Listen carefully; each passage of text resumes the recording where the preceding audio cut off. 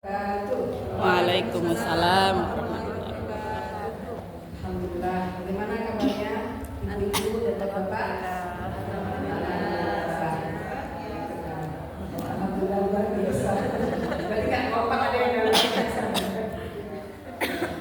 Alhamdulillah alamin. Alhamdulillahilladzi arsala rasulahu bil huda wa dinil haq. Asyhadu an la ilaha illallah wa asyhadu anna Muhammadan abduhu wa rasuluhu. La nabiyya ba'dah. Alhamdulillah, hanya pujian dan sanjungan kepada Allah Subhanahu wa taala atas nikmat yang telah Allah berikan kepada kita, ya, sehingga sampai hari ini kita masih diberikan kesehatan dan bisa bertemu kembali. Meskipun SMP, tapi wajah-wajah ibu-ibu sebagian ini wajah-wajah lama yang insya Allah yang ada dari TK, dari SD, ini menunjukkan betapa ibu dan bapak ini sangat loyal terhadap mutiara hati. Dan mudah-mudahan kebersamaan ini tidak hanya di dunia saja, insya Allah sampai ke surganya. Amin. Tak lupa salam-salam kita haturkan kepada kekuasaan kita Rasulullah SAW. Pada pagi hari ini saya diminta untuk sharing, ya, membangun komunikasi efektif. Ya, insya Allah materi ini sering bapak-bapak dan ibu dapatkan mungkin ya dari YouTube dan lain-lainnya seperti itu. Karena sekarang ini semua informasi bisa kita akses, bukan hanya dari sekolah. Namun hal ini menjadi penting untuk kita bicarakan bersama di sekolah kita, karena dalam sebuah sekolah itu tentu ada keterlibatan orang tua, guru, dan juga anak. Sehingga di sini kita melihat perlunya sinergi antara sekolah dengan rumah. Yang saya maksud sekolah itu adalah guru, karyawan, dan semua elemen yang ada di dalamnya. Rumah itu adalah tadi ada ayah, ibu, anak-anak, seperti itu, dan mungkin keluarga besar lainnya. Untuk bisa membangun sebuah komunikasi efektif, Allah Subhanahu wa taala sudah memberikan contoh bagi kita, ya, dalam Al-Qur'an. Al-Qur'an itu bukan hanya sekedar kitab suci bagi umat Islam. Namun di dalam Al-Qur'an itu, ya, kita bisa melihat banyak sekali komunikasi yang Allah berikan contohnya kepada kita. Mulai dari keindahan bahasanya, kemudian ketepatan pesannya, kemudian cara penyampaiannya itu bisa menyentuh hati kita. Bagaimana tidak, kita lihat waktu Rasulullah SAW di kota Makkah. Beliau lahir dalam kondisi jahiliyah, penuh kebodohan, gitu, manusia menyembah berhala. Begitu Islam datang, ya, orang-orang yang mempunyai hati yang bersih, ya, itu mau menerima Islam. Bahkan paman Rasulullah sendiri mengakui sebenarnya Islam, tapi karena, ya, merasa sebagai pemimpin tidak mungkin dia masuk Islam dan lainnya, akhirnya itu kemudian dikesampingkan oleh beliau dan tidak mau menerima Islam, tapi tetap mendukung dakwah Islam. Nah, itu sebenarnya sebuah komunikasi yang dilakukan oleh Al-Quran. Dan Al-Quran itu tidak hanya berisi aturan atau pedoman hidup, ya, tapi juga disampaikan dengan cara yang hikmah, kasih sayang. Kita lihat contohnya Islam masuk ke Indonesia, itu kan bukan dengan peperangan, tapi dengan datangnya saudara-saudara dari Timur Tengah, ya, untuk mungkin memberi rempah-rempah dan lainnya, gitu, ya. Dan kemudian menikah dengan wanita-wanita yang ada di daerah tersebut, gitu. Kemudian mereka berkeluarga dan mempunyai keturunan, gitu, ya. Nah, itu masuknya Islam ke Nusantara itu adalah dengan tadi, dengan penuh kedamaian, tidak dengan peperangan. Itu juga bentuk komunikasi. Dan peringatan-peringatan yang Allah berikan dalam Al-Quran itu juga sangat membuka kesadaran kita kalau kita memang sadar, ya. Misalnya dalam surat Wasyamsi wal Duhaha. Jadi Allah itu bersumpah dengan kekuasaannya, mulai dari matahari, begitu, ya, bulan, bintang, dan semuanya. Artinya bahwa kita diingatkan cara Allah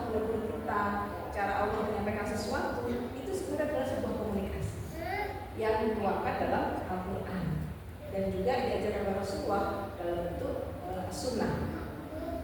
Nah, kemudian memahami gaya komunikasi Al-Quran ini dapat membantu kita untuk menangkap pesan-pesan ilahi yang lebih baik dan mengaplikasikannya dalam kehidupan kita.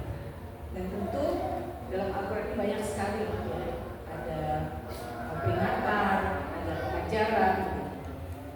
Dan ini semuanya harapannya bisa kita ambil sebagai panutan yang bisa kita aplikasikan dalam kehidupan kita sehari-hari.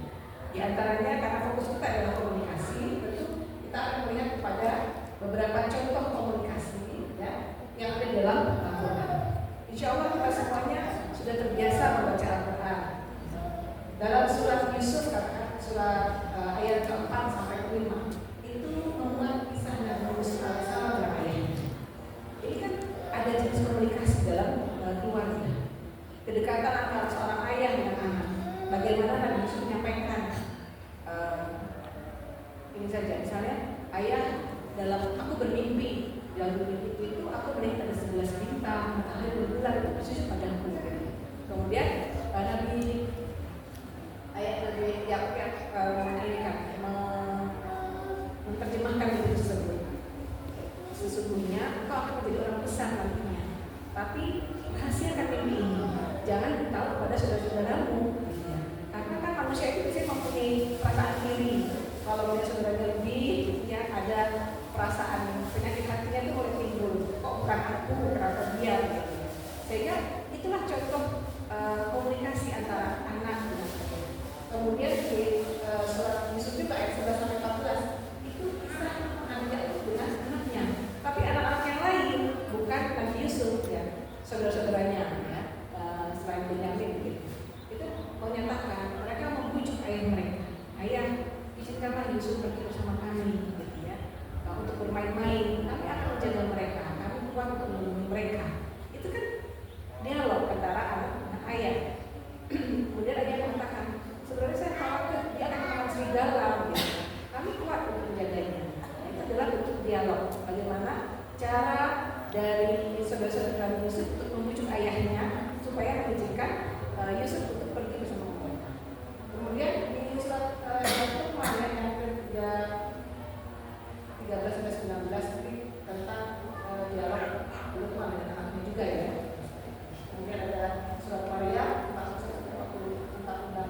Ini kisah Nabi Ibrahim berdialog dengan ayahnya. Nabi Ibrahim menegur ayahnya ya, yang menyembah berhala.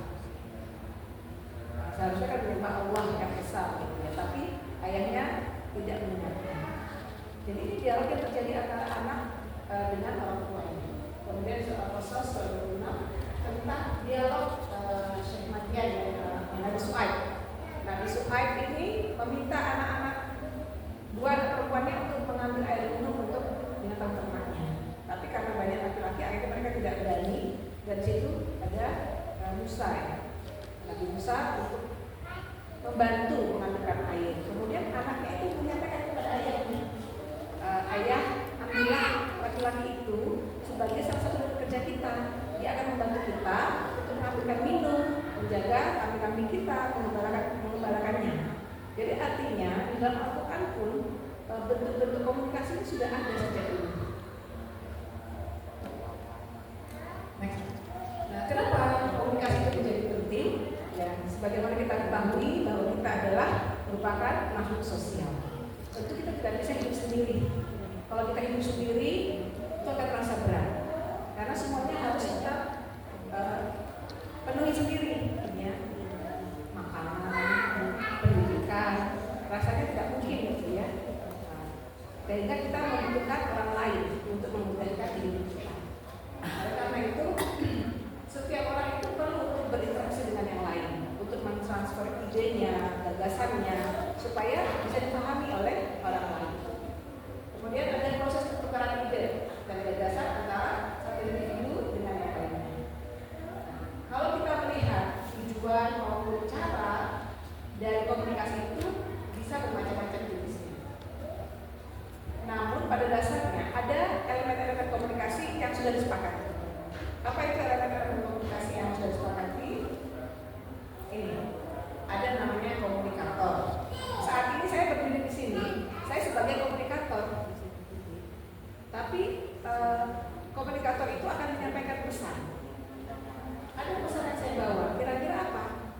materi tentang komunikasi efektif. Siapa? Pada siapa saya menyampaikan? Pada komunikan, yaitu bapak dan ibu dari wali murid SMP ini. Kemudian medianya apa? Media yang saya gunakan saat ini adalah presentasi, ya, dengan ceramah misalnya. Nah, tentu di dalam kita berkomunikasi seperti ini biasanya ada namanya hambatan. Hambatan itu apa? Misalnya bapak ibu fokusnya terpecah, ada HP berbunyi, gitu.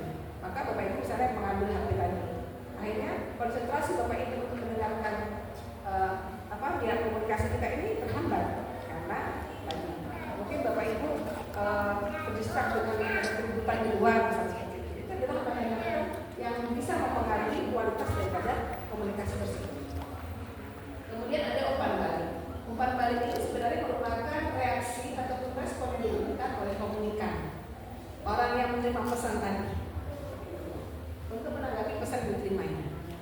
Nah, harapan kita dalam sebuah komunikasi yang efektif, komunikan itu akan memberikan efek, ya, ataupun umpan balik yang positif. Contohnya ada perubahan sikap setelah kita mendapatkan materi ini. Ada perubahan sikap dari apa-apa yang kita dapatkan pada hari ini. Nah, jenis-jenis komunikasi. Jenis-jenis komunikasi ini ada dua. Yang pertama adalah komunikasi intrapersonal. Komunikasi intrapersonal ini adalah komunikasi di mana komunikan dan komunikator itu sama. Yang berbicara, yang mendengarkan sama. Pesannya ada, misalnya saya sedang melamun, gitu. Pasti ada sesuatu yang saya pikirkan. Itu kan saya berpikir dengan diri saya sendiri. Misalnya melamun, monolog, saya ngomong dengan diri saya.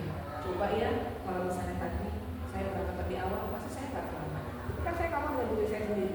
Saya sebagai komunikatornya, dan komunikator juga saya, pesan yang saya sampaikan itu adalah ada. Kemudian ada perubahan sikap. Oh iya, seharusnya besok-besok kalau mau ini supaya tidak terlambat, saya harus lebih awal sekian menit. Nah, itu ada umpan balik positif yang didapat dari komunikasi tadi. Itu bentuknya. Terus kemudian apalagi bentuk komunikasi yang intrapersonal dengan berdoa. Berdoa itu memang kita minta kepada Allah Subhanahu wa taala. Tapi itu komunikasi diri kita kan kita tidak berdoa menyampaikan, "Aduh, aku doa ini kan tidak ya, ya." Kita berdoa itu ya kita bermunajat kepada Allah menyampaikan apa yang hendak keinginan supaya dilakukan oleh Allah. Itu adalah bentuk komunikasi intrapersonal. Kemudian ada komunikasi interpersonal. Interpersonal itu berarti ada orang lain. Bisa jadi ada dua ataupun lebih. Kalau ini kan audiens banyak, ya. Komunikasi banyak. Nah, jadi di sini bisa kita lakukan komunikasi. Contohnya komunikasi interpersonal dalam rumah tangga. Ada ayah, ibu, dan anak-anak. Nah, tentu di sini komunikasi yang dibangun komunikasi yang lebih intim. Artinya komunikasi yang penuh kedekatan, penuh kasih sayang, penuh kehangatan. Tidak hanya sekedar ucapan atau perintah, tapi dengan sentuhan dan lain-lainnya. Kalau komunikasi kita dengan orang lain, komunikasi sosial biasa, kan tidak sampai sedalam itu. Misalnya kita bertemu dengan seseorang, misalnya di halte bis, kan ngomongnya juga nggak dalam-dalam banget gitu, hanya sekedar senyum mungkin, mana bu, gitu aja, secukupnya, gitu, tidak sampai mendalam. Nah, ini ada gaya komunikasi. Nah, ini perlu kita pahami, ya, gaya komunikasi. Setiap orang memiliki gaya komunikasi yang berbeda-beda. Di sini ada 4 gaya komunikasi. Ada visual, ada auditory, kemudian ada kinestetik, dan ada digital. Kira-kira nanti ibu bisa melihat ini anak kita gayanya itu kemana gaya komunikasinya, atau kita sendiri bisa menilai, oh saya itu ternyata di sini. Next. Nah, gaya komunikasi visual berarti kan berhubungan dengan mata ya, mata. Berarti biasanya itu dengan lihat, look. Beda ya, look dengan see itu beda. Look itu melihat dengan teliti. Kalau see itu hanya sekilas. Misalnya apa ya? look at the book, jadi kita serius melihatnya. Kalau si itu I cannot see the way the point of your speech atau apa gitu misalnya. Jadi saya tidak bisa tahu sebenarnya, tidak mengetahui kemana sih poin dari pembicaraan kamu misalnya. Jadi lebih seperti itu. Nah, kalau kita melihat dengan jelas dan jeli itu biasanya ada wujudnya. Jadi orang-orang yang memiliki gaya komunikasi visual itu biasanya dia melihat kepada bendanya. Ini bagus ya, gitu ya. Oh, ibu kelihatan cantik ya. Itu kan ada yang benda yang dilihat gitu ya. Nah, itu biasanya orang yang suka bilang ketemu ibu cantik ya, misalnya gitu. Jadi itu adalah dia biasanya tipikalnya adalah visual gitu. Nah, kemudian ada gambar. Dia suka melihat gambar yang luas gitu. Artinya gambar yang lengkap gitu ya. Bukan detail gambar. Oh, ini ada misalnya ada gambar apa gitu. Dia langsung melihat gitu modelnya. Mengenai gambar-gambar. Bisa melihat tadi, kemudian ada bisa membayangkan, berimajinasi, dan juga semua itu bagi dia itu harus jelas gitu. Tidak boleh ada yang disembunyikan. Nah, kemudian yang auditory itu biasanya berhubungan dengan pendengaran kita. Misalnya kalau kita anak-anak suka mendengarkan dongeng atau mendengarkan cerita, biasanya dia lebih kepada gaya komunikasinya itu auditory. Kemudian dia suka mendengar misalnya kota atau apa begitu, itu biasanya lebih kepada auditory. Kemudian ceritakan pada saya apa yang kamu lakukan tadi, itu juga bentuk-bentuk yang auditory. Kemudian resume itu biasanya dia bisa mengembalikan sesuatu, untuk menceritakan ulang. Kemudian perlu ide-ide. Kemudian kinestetik ini biasanya kalau kita tampil kan gerak ya. Nah, sebenarnya anak-anak yang memiliki gaya komunikasi seperti ini biasanya dia suka menunjukkan perasaannya. Aku loh senang hari ini gitu ya, misalnya seperti itu. Kemudian suka disentuh, atau dia suka menyentuh sesuatu. Kalau ngomongnya itu ledon, ayahnya ngeledon itu misalnya seperti ini. Biasanya lebih kepada dan dia senang yang nyaman gitu. Nah, kemudian ada istilahnya ada timbal balik, keterhubungan. Kalau dia berbicara itu mendapat respon, itu dia akan senang sekali. Dan kinestetik ini mudah untuk berteman dengan yang lain. Nah, kemudian yang digital ini biasanya sesuatu itu bagi dia itu harus masuk akal. Misalnya harus make sense lah bagi dia, bisa diberikan akalnya. Kemudian dia biasanya berpikir, memikirkan sesuatu. Kemudian ada hasil dari pikirannya itu, ada terusnya. Kemudian ada prosesnya. Biasanya anak-anak seperti ini dia itu prosedural. Nanti setelah ini aku ke sini, setelah itu saya ke sini. Itu biasanya anak-anak seperti itu. Cara berpikirnya itu seperti komputer itu ada input, ada proses, ada output seperti itu. Nah, kalau kita sudah mengetahui gaya komunikasi dari anak kita atau pasangan kita atau diri kita sendiri, kita akan mudah untuk masuk. Jadi karena kita dalam lingkup sekolah, maka komunikasi adalah kunci kerjasama antara guru dan orang tua dalam pendidikan anak-anak kita. Kita tidak berbicara komunikasi yang lain. Nah, yang perlu kita pahami bersama, karena ini ada unsur orang tua dan unsur guru, maka yang perlu kita lihat, yang pertama, orang tua itu perlu untuk mendukung guru untuk terus menyampaikan keunikan dari anak kita. Karena kita tidak tahu bagaimana anak di rumah, ya. Kita tahu anak di sekolah. Kadang ada anak di rumah itu baik banget, di sekolah itu berubah. Ada yang begitu, ada yang sama di rumah sama, di sekolah sama, ada yang sebaliknya di sekolah itu baik banget, di rumah itu luar biasa, kata aku pikir begitu ya. Nah, itulah kenyataannya bahwa anak kita itu seperti itu. Oleh karena itu, supaya kita bisa sinkron antara sekolah dan rumah, maka orang tua itu harus mendukung guru, ya, dan juga harus memberikan informasi secara terus-menerus tentang keunikan anak dan menjadi advokat kepada mediator antara anak dengan guru.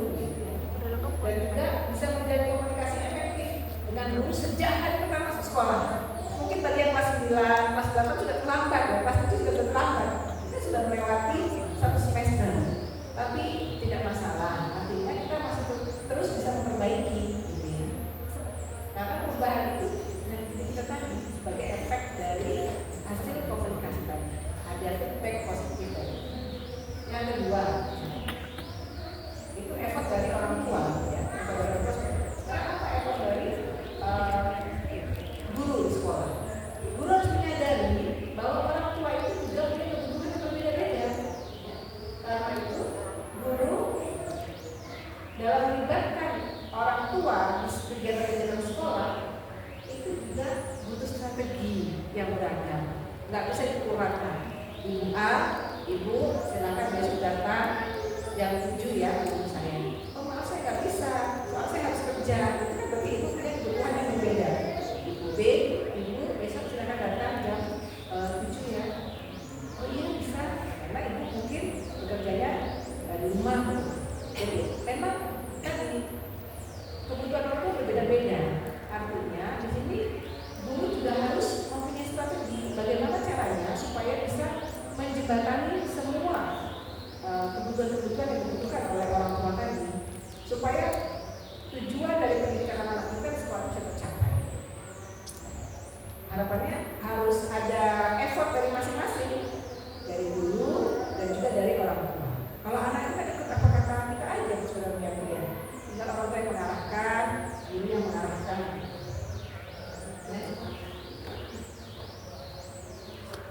Nah, ini hasil penelitian ya, menunjukkan bahwa orang tua 70% orang tua itu mengatakan bahwa mereka itu berbincang dengan anaknya. Ini bahannya berbeda-beda, pokoknya itu berbincang setiap hari dengan anaknya. Kemudian 52% orang tua menanyakan kegiatan di sekolah. Tadi ngapain aja di sekolah mas? Ada yang sulit nggak pelajarannya? Bagaimana perasaan kamu di sekolah tadi? Seperti itu. Dan ternyata komunikasi seperti ini itu bisa memiliki peran yang besar untuk memuaskan hati anak tadi dan juga untuk meningkatkan prestasi akademik. Jadi semakin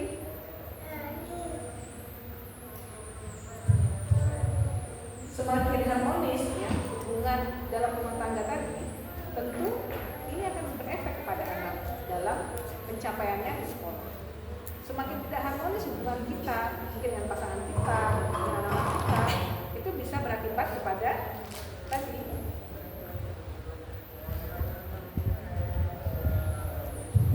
namanya apa? Tanda komunikasi. Tekniknya harus bagus. Nah, jadi seperti itu. Ada ya mungkin kita bisa memulai ya, dulu terlambat insya Allah untuk memulai. Kadang-kadang nah, mau makan apa? Terserah Umi. Itu rasanya terserah ya. Sering ya Bu ya gitu ya? Ya Pak ya. Nah, mau makan apa? Terserah. Jangan-jangan Bapak juga gitu. Pak mau makan apa? Terserah. Nanti Ibu kayak gitu. Mau makan apa? Terserah. Ini akhirnya saja dimakan. Nah itu sebenarnya ya apa ya? Itu bukan komunikasi yang baik. Terus kalau jawabannya terserah. Karena kalau saya tanya saya, dia mau makan apa? Terserah. Ini nggak mau jawaban itu. Kata apa? Kayak gak ada komunikasi, karena itu harus jadi komunikasinya ya. Nah ternyata ini ada beberapa cara yang bisa kita lakukan ya supaya komunikasi tadi bisa efektif.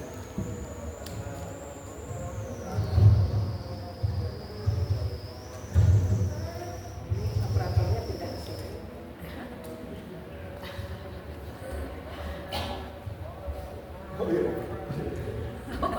Operatornya gara-gara. Iya, operatornya gara-gara. Nah, jadi dengan semakin harmonis hubungan kita dalam keluarga, insya Allah itu akan meningkatkan. Nah, tadi kalau kita mau makan apa, terserah, udah. Ini kayaknya nggak ada lagi komunikasi. Ini ada ya cara membuka komunikasi dengan anak. Nasihat versus refleksi pengalaman. Misalnya nih, anak kita tidak mengerjakan PR, terus gurunya marah-marah. Kenapa kamu nggak kerjakan? Kenapa gini-gini? Dia kan udah malas jawab Bu ya. Percuma jawab itu juga menceramahi panjang lebar sehat gitu ya. Karena nggak mau Bu ternyata. Cukup kita bilang, kita refleksi. Iya, dulu orang juga begini. Pernah nggak mengerjakan PR, tapi kemudian Ibu jadi malu. Kenapa? Ya Umi distract sama guru untuk di depan kelas dilihat sama mereka jadi malu gitu. Ibu jadi setelah itu Umi jadi menyesal. Setelah itu Umi berjanji akan membuat PR. Itu kan lebih mudah dicerita anak-anak gitu. Dan ini menambah stres Bu. Jadi seperti itu ya. Mungkin Bapak nggak gitu. Ayo deh sholat. Mbak aku itu duluan, aku usul. Padahal udah terlambat sampai di situ. Ini dari tadi disuruh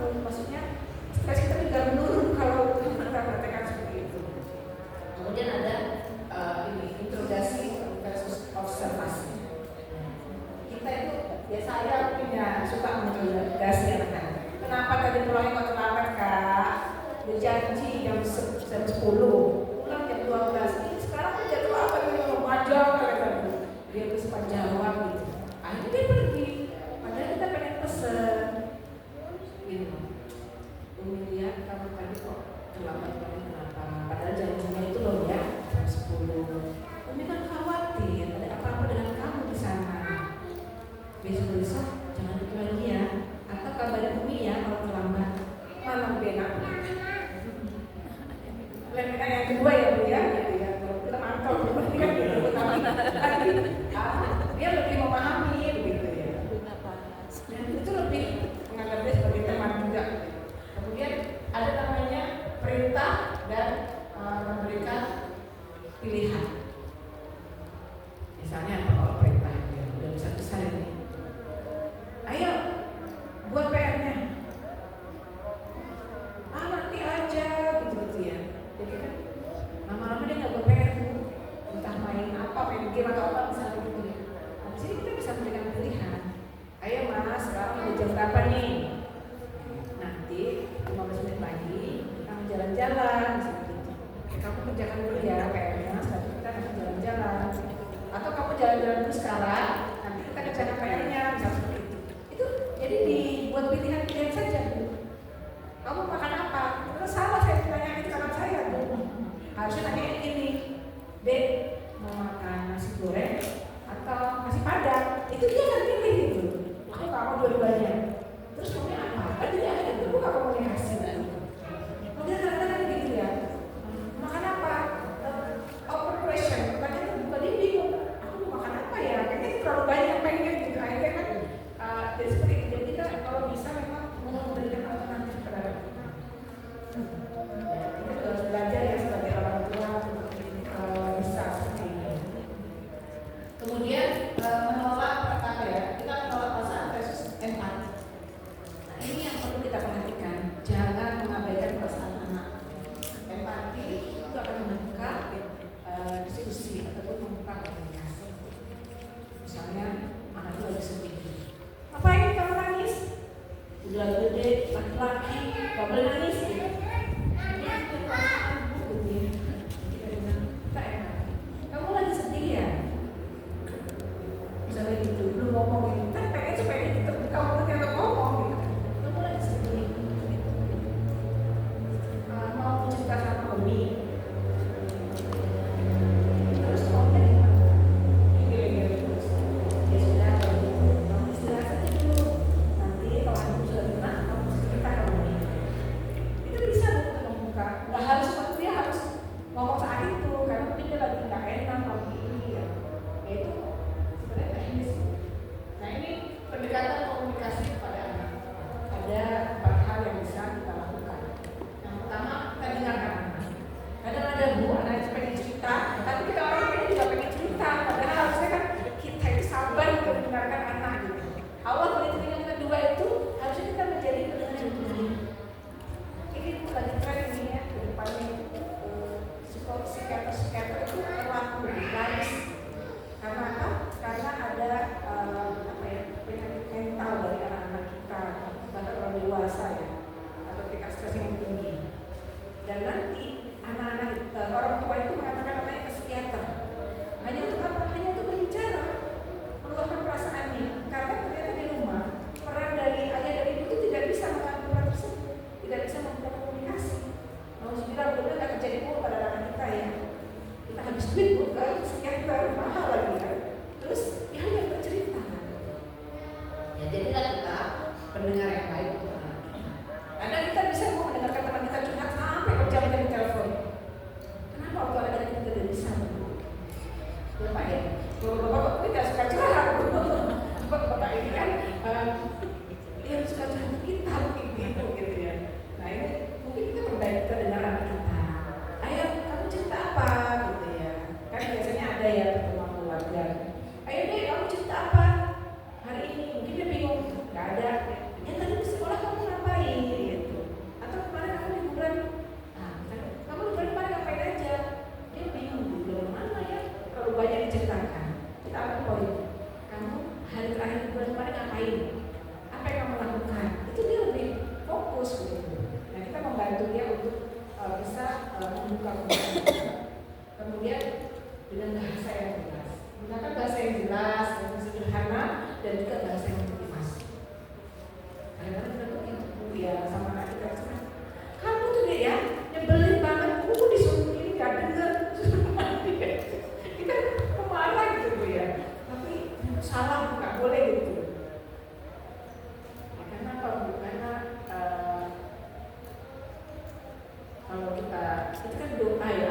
kalau saya bilang, "Ini kamu tuh kok gitu?" "Mi, jangan gitu, Mi. Ucapkan itu doa." Jadi takut jadi gitu kan. Jadi dia sadar gitu ya. Tapi tadi kalau umumnya udah marah, dia selalu bilang begitu. Jadi akhirnya kita merem. Nah itu kita dengan bahasa yang jelas, bahasa yang motivasi. Misalnya anak kita tadi tidak baca HP kan. Apa kendalanya? Ya, kita buka komunikasi sampai dia menceritakan dan motivasi. Kalau kamu rajin, kamu semangat, insya Allah nanti kamu bisa mencapai. Kalau nggak tahu tanya pada siapa yang bisa, temannya atau gurunya atau siapa. Jadi kita sebagai teman kita juga perlu berbicara dengan anak tadi. Nah ini saya bilang maksudnya ini ada setan gepeng di rumah kita, HP. HP. Kami, saya soalnya sepakat bu, anak-anak baru boleh memberikan HP kalau mereka sudah selesai pengabdian di Polri. Jadi mau kuliah luar negeri itu bu, ada saya bilang, "Kak, kamu nggak punya HP?" "Nggak boleh sama Umi." "Kenapa? Kamu kasih HP ya?" "Nggak usah bu." "Kenapa? Uminya masih bisa belikan." "Kamu nggak gaul, nggak punya HP," katanya. Nanti kalau kamu sudah bisa membedakan mana yang benar, mana yang tidak, kamu baru boleh membeli HP. Apa gunanya HP buat kamu? Pulsa juga Umi yang belikan, gitu ya. Jadi, ya kan gitu bu, komitmen seperti itu. Dan mereka mau punya HP kan, baru kamu belikan HP. Setelah itu dia, "Aku mau HP yang ini." Silakan bisa dia pakai uang bulanannya. Kami sudah, jadi artinya kalau kami gitu bu, agak galak mungkin kemudian, tapi insya Allah itu demi anak-anak kita. Karena mereka kan tidak tahu ya caranya yang benar yang mana gitu ya, itu kita mengharapkan seperti itu. Kemudian berikan waktu untuk merespon. Nah ini juga ya, kadang-kadang tadi kalau kita menasihat itu gak cukup sekali bu, panjang gitu ya, gak ada titiknya istilahnya kalau ngomong itu gitu, karena ini kita ingin membiaskan emosi kita tadi ya. Nah ini biasanya kadang-kadang gak sampai di pesan kita. Yang mau kita sampaikan itu sebenarnya dia disiplin, tapi karena kita panjang ngomongnya, ini akhirnya nggak masuk. Apa tadi Umi ngomongnya, intinya itu nggak datang. Akhirnya ya kita yang berusaha untuk memperbaiki diri, kemudian kita memberikan waktu pada anak kita. Merespon ini dengan perilaku kita gimana? Harus dengan kesabaran. Nah ini ada tips utama ya untuk orang tua dalam berkomunikasi dengan anak. Pertama kita pastikan ya komunikasi dengan orang tua ini terjadi sejak awal sekolah. Jadi ibu tidak boleh menyembunyikan informasi tentang anak-anak bagaimana mereka di rumah. Artinya ada keterbukaan, ada diskusi, ada sharing. Karena tujuan kita belajar di sekolah ini kita ingin memaksimalkan potensi anak-anak. Kita tidak ingin menghilangkan potensinya. Jadi kalau kita tidak dapat informasi dari orang tua tentang kondisi anak, tentu kita tidak bisa memaksimalkan potensinya. Kalau misalnya anak-anak di sekolah misalnya prestasinya menurun, itu penyebabnya bisa jadi dari rumah, bisa jadi dari sekolah, atau bisa jadi dari diri anak itu sendiri. Nah ini yang perlu kita cari solusi. Tidak bisa kita serahkan 100% ke sekolah. Udah bayar mahal, biarin sekolah yang ngurusin. Nggak jadi anak itu. Jadi gitu, jadi kita harus terus berkontribusi juga. Misalnya apa? Beliau menyampaikan, "Ibu mohon maaf nih Mas A, kok ini di sekolah ya? Di rumah bagaimana bu kondisinya? Oh baik-baik aja nih, baik-baik aja." Misalnya kok baik-baik aja.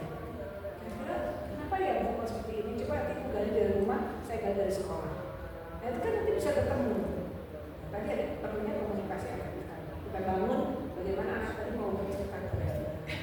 Karena kita khawatir nanti setelah mereka selesai SMP, mereka SMA, mereka tidak terbuka dengan kita, maksudnya ya mereka akan terbuka dengan orang lain.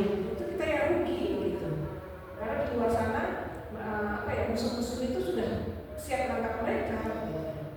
Ada cerita kemarin anaknya teman itu sering sholat di masjid. Kan bagus ya sholat di masjid. Tapi ternyata ada suatu masjid, ada warung di situ, di mana situ warung. Ternyata dia cerita ke orang tadi, ke katanya ada satu bapak itu, itu mendengarkan dia. "Kamu kenapa?"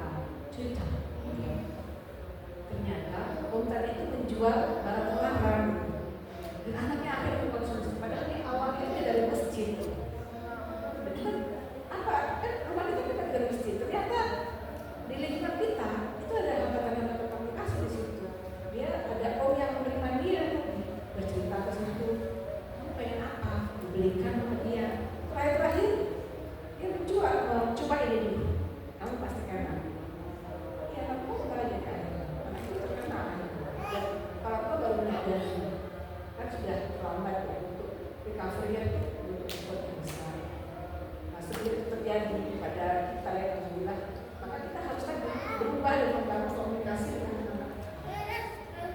Kemudian ada tindak lanjut janji atau rencana yang sudah disepakati, misalnya keterlibatan orang tua dalam program sekolah. Saya yakin di Mutirati sudah diinginkan bahwa kegiatan partai-partai seperti ini tujuannya tadi untuk memaksimalkan pendidikan anak-anak. Karena tidak lain tujuan kita menjadikan mereka anak yang solih dan solihah, berbakti pada kedua orang tua, berguna bagi bangsa. Itu harapan kita ya, selama di dunia dan akhirat. Nanti kalau kita meninggal, apa yang anak kita? Gitu.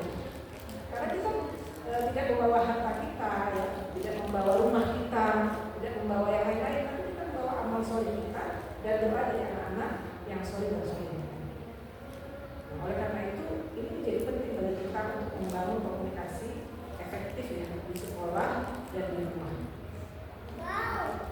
Dan yang lain adalah selalu menunjukkan rasa percaya dan saling menghormati ya, karena ini menjadi pelajaran utama bagi anak.